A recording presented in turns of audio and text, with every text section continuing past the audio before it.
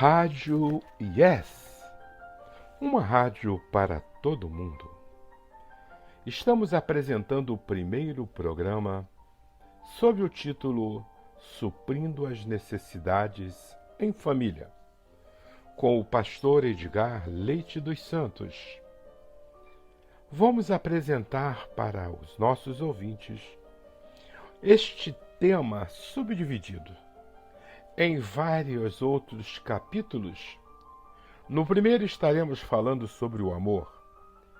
No segundo estaremos falando sobre o reconhecimento.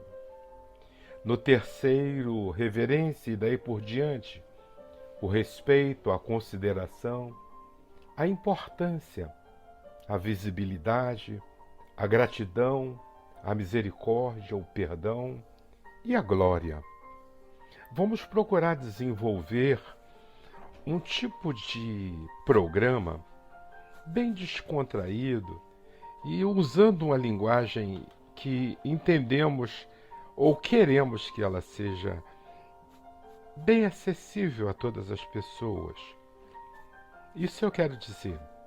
Não vamos usar aquelas linguagens especificamente da Bíblia, aquela que só os crentes entendem, os leitores, os estudiosos, os teólogos, mas sim, tentar explicar a Bíblia de uma forma bem sutil, fácil, objetiva, de fácil entendimento para todas as pessoas. Bom, inicialmente, quando nós pegamos o tema principal, que é suprindo as necessidades em família, queremos nos pegar um pouquinho, a princípio, na palavra necessidade. Porque a necessidade é aquilo que você precisa normalmente para sobreviver, para você estar bem na sociedade. As necessidades é um suprimento, é algo do dia a dia para você sobreviver, ou até para você viver bem. Mas quando as necessidades elas não são supridas, vem a carência. Então, se você tem a necessidade de beber uma água e você não tem a água para beber e está com sede, você fica com carência. E essa carência ela vai se agravando mais e mais e mais, chegando a pontos críticos. Tem um sociólogo chamado, ele é sociólogo e psicólogo, chamado Maslow, é Abraham Maslow. O Maslow, ele fala assim, ele na hierarquia das necessidades, ele inclui um ponto muito importante das necessidades, que é o amor e o pertencimento. Então, nós temos necessidade de amar e ser amado e a necessidade de sentir-se pertencendo a alguém, a alguma coisa, a um grupo. A gente vê muito isso, essa necessidade de pertencimento, no jovem, até mesmo na criança. Eles têm necessidade de pertencer a um grupinho, necessidade de ter amigos. Aí depois vem a necessidade de pertencer a um time, de jogar no time, a necessidade de, juntamente com outros, torcer para o seu time. Essas necessidades são as necessidades sociais que a gente está ali, que faz parte do dia a dia, que te completa. No ambiente do lar, em família, existem necessidades que elas são supridas a priori dentro da família. Quando a família não atende a essas necessidades, não procura supri-las, a tua tendência é buscar um local onde você consiga atender essa necessidade. Acontece isso muito com o jovem, acontece com o adulto, acontece com o casado. Nós vamos trazer essa argumentação com um foco no lar, um foco na família. Por quê? Quando a gente fala no foco da família, não estamos querendo unicamente abordar o marido e mulher, ou seja, os cônjuges. Porque os filhos também têm necessidades que precisam ser supridas em família. A necessidade de um pai, a necessidade de uma mãe. Muitas vezes essas necessidades não supridas levam essa criança a buscar o atendimento, a satisfação dessa necessidade fora de casa, fora da família. Daí, essas necessidades, às vezes, elas trazem, vamos dizer assim, quando supridas por pessoas diferentes, em locais diferentes, elas trazem problemas sociais, trazem perigo e até morte. Imaginam que um homem tem uma necessidade de carinho, de amor, de atenção em casa e ele não tem. Ele vai para a rua. Necessidade de uma pessoa para escutá-lo, de diálogo, de conversa. E ele não tem em casa, ele vai para os amigos, para os bares, para os locais onde ele está com os amigos jogando bola, né, em rodinha de amigos, ali ele se diverte, ali ele conta as suas piadas e tal, porque ele não tem isso em casa. Ele não tem uma esposa, ele não tem filhos que satisfaçam essas necessidades. E por aí também os filhos. Quantos filhos precisa do ombro de um pai, do conselho de um pai, e não tem? Claro, ele vai buscar fora. Aí encontra um traficante, encontra um doente mental, encontra aí um outro tipo de psicopata, né, que nós temos na sociedade.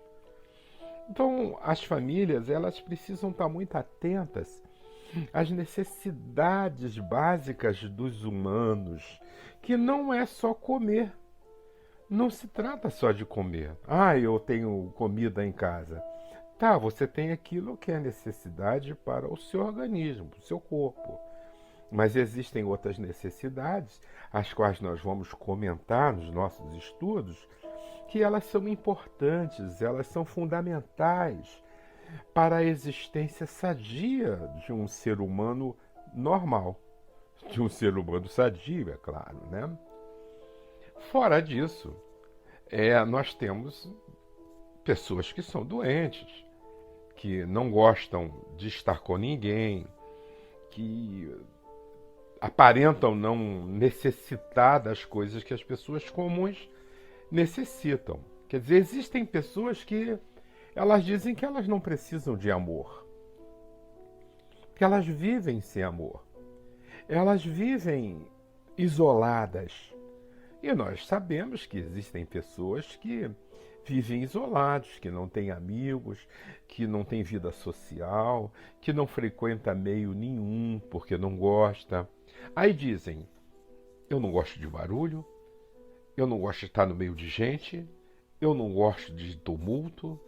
Aí elas têm uma série de eu não gosto na vida para justificar a sua vida solitária. Sua vida solitária. Pode ser que alguém diga que isso é anormal.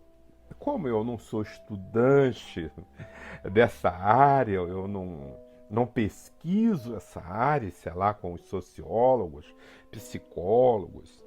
Mas nós temos aqui um psicólogo, que é o Maslow, que ele fala da necessidade do amor e a necessidade do pertencimento. Então é alguém que tem credibilidade, que estuda, que, vamos dizer assim, que se preocupa com o ser humano e suas necessidades, né? E ele fala isso. Então é uma pessoa que tem credibilidade para falar sobre o assunto. No campo das necessidades, nós podemos estudar muitas coisas, ele é muito amplo esse campo das necessidades. Mas nesse momento, nós vamos nos deter um pouco, né? Não vamos nos debruçar, como diz o outro, fazer um grande estudo minucioso e tal, mas vamos raciocinar especificamente na necessidade dentro da ótica da família, aquilo que a família tem a obrigação de suprir, tem a obrigação de atender. E muitas famílias não têm essa consciência, que elas têm essa obrigação, esse dever, que é coisa que deve ser suprida em família. Aí a gente vai entender melhor o valor da família, a função da família, né? O porquê que a família foi criada por Deus, porquê da família, porquê dos clãs, por que aumentar a família para aumentar o leque de atendimento das necessidades de todos os membros da família.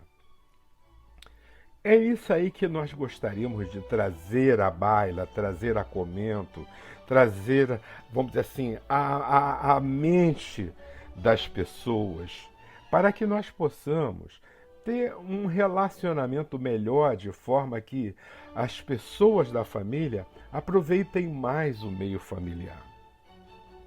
Então, nós vamos fazer uma meditação que poderíamos dizer superficial, porque não vamos nos debruçar profundamente no tema, mas trazer a comento esse tema, dessas necessidades que elas são supridas a priori em família. E quando não são em família, você poderia dizer assim: eu não tive essas necessidades supridas na minha família.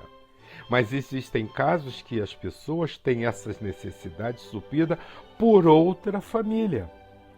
Vamos dizer, uma mãe, um pai não pode criar um filho, não pode dar estudo, não pode dar amor, não pode dar atenção, não pode dar alimentação, não pode dar presença e tal. E aí eles dão a outra família para criar essa criança. E muitas vezes são muito bem atendida, muito bem criada, muito bem educada, muito bem suprida, e torna-se uma criança, um jovem, um adulto muito bem resolvidos. E isso é importantíssimo, isso que nós temos pessoas sadias, né? E a contrário senso, nós vamos ter pessoas doentes, carentes. E as suas carências as conduzem a erros sociais, humanos absurdos, né? Que nós temos aí pessoas cruéis, nós temos pessoas ladras, né? Que elas roubam as pessoas, furtam as pessoas, elas cometem vários crimes, outras são grosseiras, estúpidas, porque nunca teve carinho, não sabe o que é carinho. Pessoas desatenciosas, outras até invejosas, ciumentas. E aí nós temos uma série de doenças, e a gente vê que essas doenças são doenças que provêm de dentro, da alma, né? E se formos nos aprofundar mais, nós vamos ver que são coisas até espirituais. E elas têm jeito, tudo isso tem jeito, todas essas coisas têm jeito. Há uma esperança, há uma salvação. E o nosso livro, o parâmetro, o livro que nos dá ferramenta para nós podermos vencer isso, é a Bíblia Sagrada. É a Bíblia Sagrada, que nós chamamos de a Palavra do Senhor. Bom, vamos seguindo no nosso raciocínio. Se entendermos melhor a edificação da família e seus propósitos, podemos tirar excelentes proveitos para sermos felizes. Então é necessário que nós nos dediquemos aos relacionamentos familiares para que no nosso lar, na nossa casa, no ambiente onde vivemos, com as pessoas que ali estão conosco, nós possamos ser felizes um com o outro. Que bom quando a gente tem um lar feliz, porque a gente está sempre querendo voltar para ele. Quantos homens não vê a hora de terminar o horário de trabalho para voltar para o seu lar, para sua família, para os seus filhos, para sua esposa? Quantos jovens não querem que acabar a aula para voltar para casa, para estar com seus familiares, porque ele é um ambiente gostoso, né, de família. Ali ele tem o que precisa.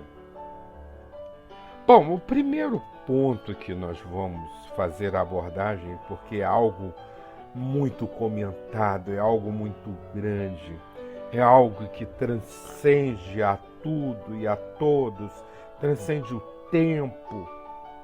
E a própria Bíblia diz que entra na eternidade. É o amor. A necessidade de amar e de ser amado. Mas nós precisamos entender esse amor sendo o amor um instrumento divino. Então, amor é um instrumento divino, amor é uma bênção, amor é uma dádiva para quem usa, para quem recebe, né, os benefícios do amor. E é algo maravilhoso, o amor é divino. Bom, tem várias utilidades o amor. O amor constrói, aí você diria, só o amor constrói. Mas o amor também destrói. Aí vem uma admiração, uma pergunta, destrói? Como? O que o amor destrói? O amor destrói as coisas que são contrárias a ele, contrárias ao que é bom, ao que é benigno. As coisas contrárias à esperança. Aí vem o amor e aí ele destrói essas coisas para que flua aquilo que é bom. A benignidade, a fé, a esperança. Aí é que o amor, quer dizer, o amor quando ele destrói o mal. O amor combate o mal. O amor combate as coisas ruins da tua alma, as coisas espirituais. O amor, ele destrói essas coisas porque ele combate. O amor cria, o amor edifica, o amor cura. Tantas doenças que são curadas pelo amor. E você não consegue encontrar na farmácia, nas ervas, né? Ou na medicina. Você não consegue encontrar, né? Diz os técnicos aí, na alopatia, né? Você não consegue encontrar. Bom, então esses meios de cura que você teria aí, seja dos remédios e das farmácias, etc., você não consegue cura que o amor consegue. Outra coisa também do amor, a valentia do amor, a expertise do amor. O amor conquista. O amor conquista pessoas, terrenos que são inacessíveis a qualquer arma, e o amor vai lá e constrói, ele cura, ele conquista. O amor demove amarguras, demove ódios, demove iras. Você vê que o amor ele é completo, é algo completo, e muitas mais outras coisas. No livro de Cantares de Salomão, no versículo 7 do capítulo 8, fala que o amor é como o fogo. Então você vê, o amor também purifica. Quando ele tanto destrói, né, aquilo que deve ser destruído, aquilo que é contra a saúde mental, espiritual, a saúde da alma do ser humano, o amor vai lá e combate, destrói essas coisas. Bom, veja que o amor ele tem ampla utilidade quando se comparado a fogo. Em Coríntios, no capítulo 13, de 3 a 7, nós temos as características do amor. As características do amor. Vejamos só que coisa, né?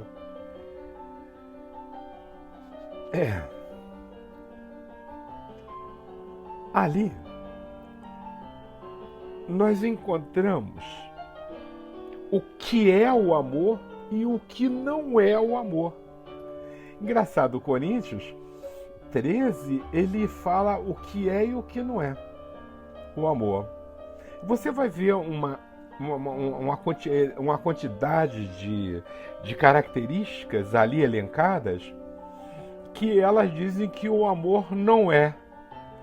Logo, se ele não é aquilo, vamos entender que ele é o contrário daquilo. Quando ele não é invejoso, ele seria o contrário da inveja. Bom, o mandamento de Deus é que nós nos amemos uns aos outros, inclusive aos inimigos. Veja lá em Mateus 5,44 e Lucas 6,27. Veja só, o amor, ele flui e com uma certa, vamos chamar assim, é muito bonito você amar os amigos, mas assim, e muito mais ainda você amar os inimigos, porque é mais difícil você amar os inimigos. E aí o amor vem para ele estabelecer esse tipo de bênção para com os inimigos. O amor é como uma bênção na nossa vida que vai em direção aos nossos inimigos. E certamente esse amor, ele vai operar nos nossos inimigos de forma que a Bíblia considera que é como se você pusesse fogo na cabeça das pessoas. Aquilo vai ficar esquentando, vai ficar ferventando a cabeça das pessoas. Como é que eu posso odiar alguém que me ama? Né? Os inimigos acabam se tornando amigos, pelo amor que você vai dispensar para eles, em favor deles. O amor é bom. Amar é prazeroso. O amor nutre a alma e o espírito. Olha só, o amor como nutriente para a nossa alma e para o nosso espírito. Que beleza esse amor! O amor é segurança. Imagina só. Quando você ama alguém, as pessoas ficam mais seguras de si, mais confiantes. As pessoas passam a ser destemidas. O amor, ele afugenta vamos chamar assim, a solidão. O amor afugenta a solidão. O amor dá segurança, dá controle. O amor faz com que você seja mais você quando você se sente amada. E faz fluir de você também o que você tem de amor. E aí há um encontro de amores. O amor que te afaga e o amor que sai da pessoa que é afagada. É nesse encontro de amores, né, que fluem daquele que é ativo, daquele que é passivo, que se o passivo se torna ativo também porque ele começa a amar, então juntam-se dois fogos, né, ou fogos, que fica algo resplandecente no mundo espiritual, a ponto de você notar a obra desse encontro de amor no mundo material, no mundo físico, no mundo visível. O amor é felicidade. Quer dizer, o amor ele mexe com o seu interior, te trazendo prazer. Prazer na alma, prazer no espírito. E isso toma a tua carne. E isso também te traz saúde. E isso te cura. Veja, uma pessoa que é feliz, uma pessoa que transpira felicidade, é uma pessoa saudável fisicamente, veja. Não só saudável no espírito, né, espiritualmente, não só saudável na alma emocionalmente, mas saudável também no físico. No físico você é saudável. O amor é o melhor remédio, é o que você vai imaginar. Aí você vai dizer assim, opa, peraí, eu vou amar mais para eu ser mais amado ou mais amada. Quanto mais amor eu deixar fluir de mim, mais amor volta para mim. E à medida que eu deixo fluir o amor, aquilo que sai de você, ele é renovado. Ele é renovado a cada dia. Então você vai crescendo nessa renovação de amor e não há um amor envelhecido dentro de você.